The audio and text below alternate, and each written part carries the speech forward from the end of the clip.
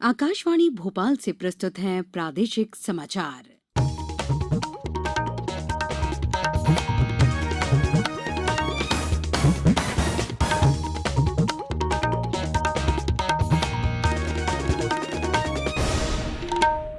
नमस्कार, समाचारों के साथ मैं पूर्वा त्रिवेदी। पहले एक अपील।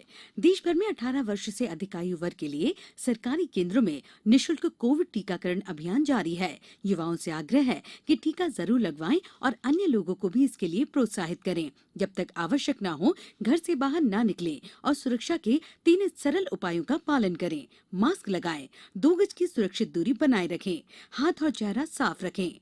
कोविड संबंधी जानकारी और मार्गदर्शन के लिए राष्ट्रीय हेल्पलाइन नंबर 011-2397-8046 और 1075 पर संपर्क करें।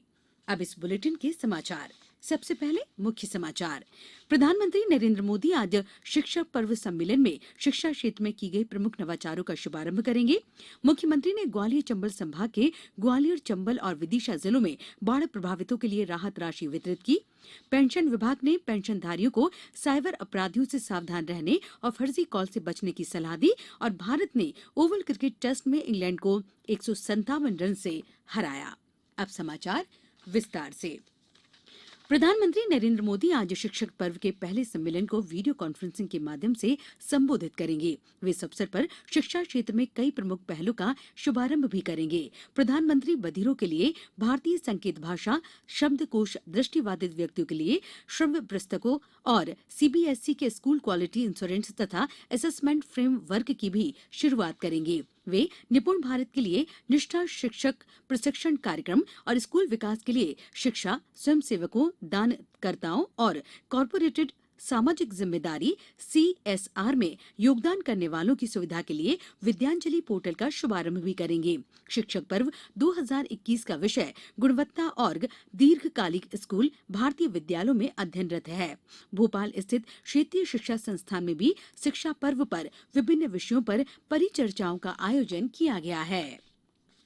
मुख्यमंत्री शिवराज सिंह चौहान ने कहा कि ग्वालियर और चंबल संभाग के जिलों और विदिशा जिले में बाढ़ प्रभावितों को सर्वोच्च प्राथमिकता से राहत राशि और अन्य सहायता प्रदान की गई है। मुख्यमंत्री श्री चौहान कल वीडियो कॉन्फ्रेंस द्वारा 9 जिलों के 24,529 हितग्राहियों को 31 करोड़ 51 लाख रुपए की राहत राशि का अंतरण कर रहे थे। प्रदेश में अब तक 1,27,000 बाढ़ प्रभावित नागरिकों को 109 करोड़ 89 लाख रुपए की राहत राशि वितरित की जा चुकी है। संबंधित कलेक्टर्स सुनिश्चित करें कि श्योपुर और अन्य बाढ़ प्रभावित इलाकों को ज्यों का त्यों बनाने का प्रयास, पुनर्निर्माण तेज करें। पूर्व में प्रदेश के 1,02,000 बाढ़ प्रभावितों को 78 करोड़ 38 लाख रुपए की राहत राशि दी गई थी। कल शहरी क्षेत्र के पूर्ण रूप से क्षतिग्रस्त मकानों के लिए प्रति हितग्राही 2.5 लाख रुपए के मान से स्वीकृत प्रकरणों में प्रथम किश्त की राशि प्रति हितग्राही 1 लाख रुपए प्रदान की गई। ग्रामीण क्षेत्रों के क्षतिग्रस्त भवनों एवं रेत पत्थर आदि आ जाने अथवा मिट्टी कटाव से खेतों को पहुंची क्षति के लिए भी राहत राशि प्रदान की जा रही है। प्रधानमंत्री नरेंद्र मोदी 9 सितंबर को वर्चुअल माध्यम से 13वीं ब्रिक्स शिखर बैठक की अध्यक्षता करेंगे। इसमें ब्राजील के राष्ट्रपति जैर बोल्सोनारो, रूस के राष्ट्रपति व्लादिमीर पुतिन, चीन के राष्ट्रपति शी जिनपिंग और दक्षिण अफ्रीका के राष्ट्रपति साइरिल रामाफोसा उपस्थित रहेंगे। शिखर सम्मेलन का विषय है निरंतरता, एकीकरण और आम सहमति के लिए ब्रिक्स के अंतर्गत सहयोग। अब समाचारों में वक्त है एक ब्रेक का।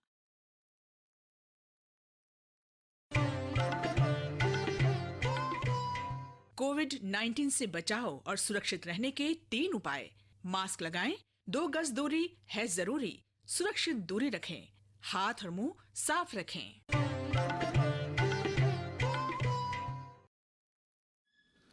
ब्रेक के बाद समाचारों में एक बार फिर आपका स्वागत है।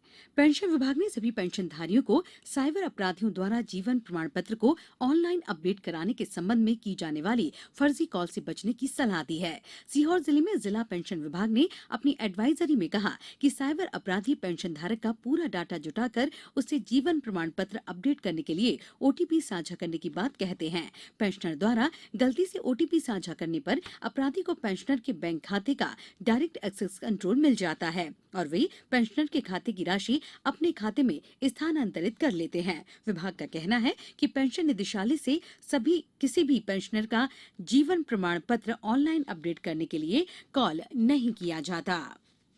केंद्रीय स्वास्थ्य मंत्रालय के मुताबिक देश में सोमवार को कोरोना रोधी टीकाकरण कार्यक्रम के तहत 1 करोड़ से अधिक टीके लगाए गए। पिछले 11 दिनों में ये तीसरा मौका है जब देश में 1 करोड़ से अधिक टीके लगाए गए।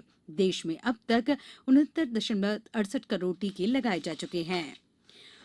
मध्य प्रदेश प्रदूषण नियंत्रण बोर्ड ने प्रदेश के सभी क्षेत्रीय अधिकारियों को अंतर्राष्ट्रीय नील गगन के लिए स्वच्छ वायु दिवस पर आज जन जागरूकता कार्यक्रम आयोजित करने के निर्देश दिए हैं। इस कार्यक्रम की theme clean air for all थी। इस बार का विषय healthy air for healthy planet होगा। उल्लेखनीय है कि केंद्रीय पर्यावरण, वन तथा जलवायु परिवर्तन मंत्रालय के इस कार्यक्रम में देश के 132 शहरों में से मध्य प्रदेश के 6 शहर भोपाल, इंदौर, उज्जैन, ग्वालियर, सागर एवं देवास शामिल हैं।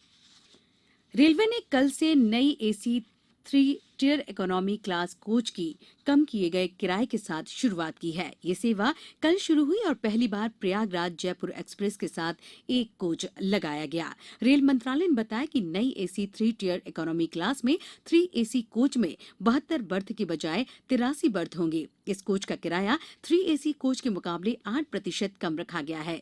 रेल कोच फैक्ट्री कपूरथला शुरू में 50 नए इकोनॉमी कोच बनाएगी और रेलवे विभिन्न जोन में मेल और एक्सप्रेस रेलगाड़ियों में ये सेवा प्रदान करने के लिए तैयार है। नए कोच और शौचालय में विकलांगों के प्रवेश के लिए व्हीलचेयर सुविधा भी उपलब्ध रहेगी। भारत ने लंदन में ओवल क्रिकेट टेस्ट में इंग्लैंड को 157 रन से हरा दिया है। कल चौथे टेस्ट के 5वें और अंतिम दिन भारत द्वारा पेश 368 रन की चुनौती के जवाब में इंग्लैंड की दूसरी पारी 200 रन पर सिमट गई। भारत की ओर से उमेश यादव ने 3 और जसप्रीत बुमराह, रविंद्र जडेजा और शार्दुल ठाकुर ने 2-2 विकेट लिए। इस जीत के साथ भारत ने 5 मैचों की श्रृंखला में 2-1 की बढ़त ले ली है। इससे पहले भारत की पूरी टीम दूसरी पारी में 466 रन बनाकर आउट हो गई थी। रोहित शर्मा के शानदार 127 रन से भारत को दूसरी पारी में 367 रन की बढ़त मिली थी। अब कुछ समाचार संक्षेप में। प्रधानमंत्री गरीब कल्याण अन्न योजना में हितग्राहियों को आज निःशुल्क खाद्यान्न का वितरण किया जाएगा। भोपाल जिले की क्राइसिस मैनेजमेंट समिति की बैठक में निर्णय लिया गया कि मूर्ति एवं ताजी का विसर्जन संबंधित आयोजन समिति द्वारा किया जाए। विसर्जन के लिए सामूहिक चल समारोह को प्रतिबंधित किया गया है। मंडला जिले के मनेरी में केंद्रीय खाद्य प्रसंस्करण राज्य मंत्री प्रहलाद सिंह पटेल ने कल एक निजी फूड प्रोसेसिंग यूनिट का शुभारंभ किया और इंदौर जिले में मलेरिया, डेंगू और अन्य जल जनित बीमारियों की रोकथाम के लिए व्यापक इंतजाम किए जा रहे हैं। घर घर जाकर सर्वे, रोकथाम के प्रबंध करने तथा नागरिकों को बचाव के संबंध में जागरूक बनाने के लिए दल बनाए गए हैं। अंत में मुख्य समाचार एक बार फिर। प्रधानमंत्री नरेंद्र मोदी आज शिक्षक पर्व पर सम्मेलन में शिक्षा क्षेत्र में की गई प्रमुख नवाचारों का शुभारंभ करेंगे। मुख्यमंत्री ने ग्वालियर चंबल संभाग के ग्वालियर, चंबल और विदिशा जिलों में बाढ़ प्रभावितों के लिए राहत राशि वितरित की। पेंशन विभाग ने पेंशनधारियों को साइबर अपराधियों से सावधान रहने और फर्जी कॉल से बचने की सलाह दी और भारत ने ओवल क्रिकेट टेस्ट में इंग्लैंड को 157 रन से हरा दिया। इस बुलेटिन के अंत में एक अपील, हमेशा ध्यान रखें, मास्क और 2 गज की दूरी, हाथ धोना भी है जरूरी। नमस्कार।